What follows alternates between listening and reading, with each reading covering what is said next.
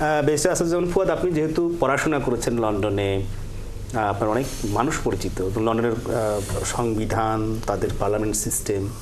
বাংলাদেশি বংশোদ্ভূত সাবেক প্রধানমন্ত্রী যিনি পালিয়ে গেছেন, শেখ হাসিনা ভারতে আছে, তার বোন অর্থাৎ শেখ রেহানার মেয়ে টিউলি সিদ্দিকী দুর্নীতির দায়ে নানান অভিযোগ উঠেছে, তারপর পদত্যাগ করেছে। পরবর্তীতে কি হবে আসলে? আইন, সেখানকার আইন বা আমাদের দেশে কি সেটা পূর্ণ প্রভাব পড়ে বাংলাদেশিদের সম্পর্কে?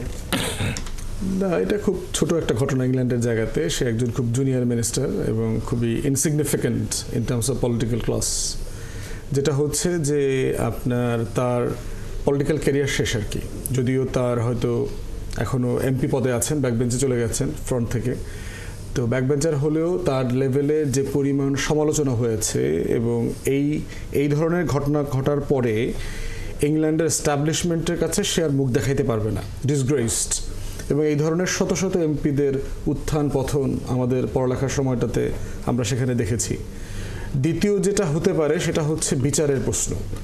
একটা হচ্ছে যে আপনার মিডিয়াতে একটা সাবস্ট্যান্টিভ অ্যাপারেন্ট এভিডেন্সের উপরে ভিত্তি করে তার বিরুদ্ধে যে খবরগুলো এসছে সেটা এত ডমিনেন্ট হয়ে গেছে যে তাকে নিজেকেও পার্লামেন্টারি যে এথিক্স কমিটি আছে, অম্বার্সম্যান আছে, তার কাছে রেফার করতে হয়েছে। এইটা এখন আপনার অ্যান্টি করাপশন এজেন্সি আছে, তারা এটা দেখবে। পুলিশ স্কটল্যান্ড ইয়ার্ড এটা দেখতেছে যে আপনার এখানে কোনো ক্রিমিনাল অফেন্স সংগঠিত হয়েছে কিনা। আর এর বাইরে যেটা হচ্ছে যে ডোমেস্টিক পলিটিক্সে তো আপনার পাওয়ার পলিটিক্সের একটা জায়গা আছে, যে ওখানে এখন আপনার টরির অপোজিশনে আছে, লিবডেম অপোজিশনে আছে। হিস্টোরিক্যালি তার এই সিটটাতে কিন্তু আপনার লিবডেমের এমপি ছিল, বহু বছর ছিল, টরিরা ছিল এক সময়। আওয়ামী লীগ যেটা করেছে ওখানে নিজের দলের শত শত পারহাপস হাজার হাজার নেতাকর্মীকে ওই যে আপনার অ্যাড্রেস চেঞ্জ করে দিয়ে ওই এলাকাতে এনে ভোটার বানাইছে টিউলিপকে জেতানোর জন্য। তো যেহেতু এখানে আপনার খুব স্মল কনস্টিটিউয়েন্সিতে জেতা যায়, 19,000 23,000 ভোটে জেতা যায়, তো এরকম একটা জায়গায় কয়েক হাজার ভোট যদি আপনি ম্যানিপুলেট করতে পারেন বিভিন্ন এলাকা থেকে এনে, তাহলে জেতার সুযোগ ছিল। না, সেটা তো নির্বাচনী প্রক্রিয়া বলছেন, আমি আলোচনায় আপনার কাছে এই জন্য বলছি যে এটাই তার ফিউচার, তার পলিটিক্যাল ফিউচার অ্যাট দ্য বে, বিকজ তার এই করাপশনগুলো যে সে কীভাবে ম্যানিপুলেটেড হয়ে ইলেক্টেড হয়েছে এটা আসছে অলরেডি। এই জন্য ফিউচারে টরি এবং লিবডেম তার পলিটিক্যাল ক্যারিয়ার খেয়ে ফেলবে, এটা অলরেডি ডান। ওকে, খেয়ে ফেলবে টরি অথবা কনজারভেটিভ পার্টি বা লেবার পার্টি, সেটি আমরা বাংলাদেশে টিউলিপ সিদ্দিকীর যে ফ্ল্যাট নেওয়া, যে ধরনের ঘটনা, অর্থ নেওয়া, রূপপুর পারমাণবিক বিদ্যুৎ কেন্দ্র থেকে টাকা নেওয়া, এসব বিষয়ে শায়ান রহমান অর্থাৎ সালমান এফ রহমানের নাম সহ বেশ কয়েকজন ব্যবসায়ী, বাংলাদেশি ব্যবসায়ীর নাম উঠেছে। সরকারের দিক থেকে আপনি কোনো ব্যবস্থা নিতে দেখেছেন এইসব ব্যবসায়ীদের বিরুদ্ধে, যারা তাকে টাকা পৌঁছে দিয়েছে, ঘুষের টাকা, কমিশনের টাকা লন্ডনে? না, দেখুন, মানে দুর্নীতি, লুটপাট, এটাই তো ছিল এই ফ্যাসিস্ট শাসনের অন্যতম একটা কি বলে প্রেরণা বলেন, ফিডিং বলেন, অর্থাৎ মানে সেটা যে টিকে আছে সেটাকে কন্টিনিউয়াসলি এই যত বেশি দুর্নীতি করা গেছে, দুর্নীতির ভাগ বাটোয়ারা দেওয়া গেছে, ততই তো টিকে থাকার একটা শক্তি পেয়েছে।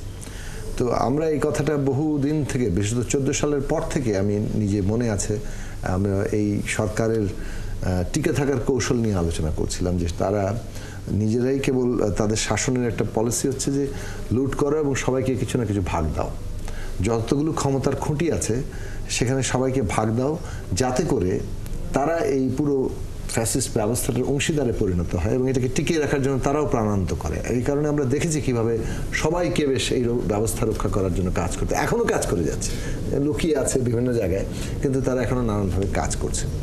এখন এই ধরনের মধ্যে তো এই যে সালম, বেক্সিমকো, বসুন্ধরা, এই ধরনের বড় কোম্পানিগুলোর তাদের সাথে আরও অনেকেই আছে যারা আসলে বেসিক্যালি এইগুলোর এক ধরনের প্রকাশ্য, মানে কোনো রকম রাগঢাক ছেড়ে এই পুরো ক্রনি একটা পোষ্য অর্থনীতির কেন্দ্রে পরিণত হয়েছিল। তারাই সবকিছু ভাগবাটোয়ারা করতো, কাকে কোনটা দিবে এবং নিজেদের জায়গাগুলো নিয়ে নিত। এইটা জবাবদিহিতার আওতায় আনা, এইটা এই সরকারের জন্য যেমন তেমনি মানে পরবর্তী যে কোনো সরকারের জন্য একটা গুরুত্বপূর্ণ কাজ। এইটা যদি আমরা না করতে পারি তাহলে এই যে অনেক রকম সংস্কারের কথা বলা যাচ্ছে, এই সংস্কার কিন্তু কেবল আইনি ব্যাপার নয়, সংস্কার একটা প্রথমমুখীভাবে রাজনৈতিক, কিন্তু এর আলটিমেট ইম্প্যাক্টটা কিন্তু আর্থসামাজিক ব্যবস্থায় আসতে হবে। আমরা কিভাবে সমাজের উৎপাদন প্রক্রিয়া চলছে, বন্টন চলছে, সম্পদ সৃষ্টি চলছে এবং সেটার বন্টন চলছে, এইটা খুব গুরুত্বপূর্ণ।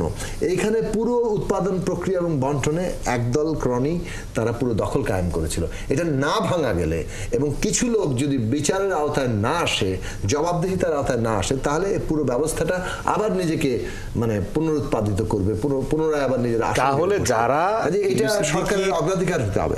সরকারের অগ্রাধিকার কি এসবের মধ্যে আছে?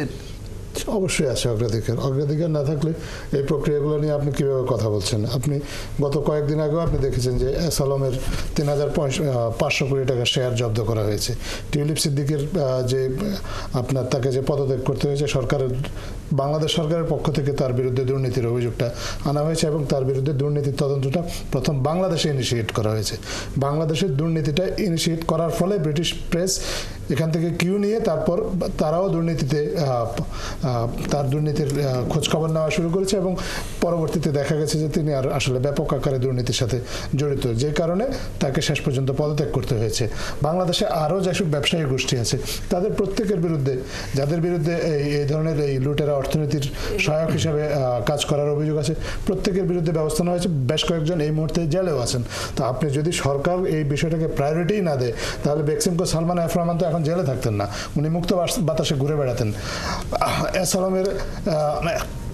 আলম উনি তো বাংলাদেশের বাইরে পালিয়ে বেরিয়ে সরকারকে লিগাল নোটিশ পাঠাতেন না। তো এই সরকার এগুলা দুর্নীতির বিরুদ্ধে সরকার কাজ করছে বলেই কিন্তু আপনি এই যে দুর্নীতির এই আলামতগুলোর কথা জানতে পারছেন। আপনি কিন্তু আওয়ামী লীগ সরকারের আমলে এদের দুর্নীতি নিয়ে কেউ কথা বলতে পারেনি, নাম নেওয়া যেত না সেসব। সাংবাদিক হিসেবে মানে সংবাদকর্মী হিসেবে তাদের নাম নেওয়া এক সময়। আপনারা নাম নিতে পারেন না, আমরা কিন্তু নাম নিয়েছি। তখনও নাম নিতে পেরেছেন আপনি রাজপথে। বড় ব্যাপার হচ্ছে এই যে আপনি ভালো পয়েন্ট ধরেন, আমি একটু বলতে দেন এক মিনিট। সেটা হচ্ছে যে কিছুদিন আগে গণমাধ্যম সংস্কার প্রশ্নে একটা আলোচনা হচ্ছিল এবং এই ধরনের প্রতিষ্ঠানগুলো গণমাধ্যমের উপর একটা বেশ নিয়ন্ত্রণ কায়েম করে। তারা তাদের প্রত্যেকেই গণমাধ্যমের মালিক এবং গণমাধ্যম তাদের কন্ট্রোলে থাকে বলে আপনারাও চাকরি বাকরি করেন, সেই জন্য আপনাদেরকে ওই তাদের মালিকের কথা অনুযায়ী তাদের স্বার্থের পক্ষে, সেটা যত ভয়ঙ্কর স্বার্থই হোক, দেশকে যত ক্ষতিগ্রস্তই করুক, সম্পদ যতই লুট হোক, সেটার পক্ষে হয় কথা বলতে হয় না চুপ থাকতে হয়।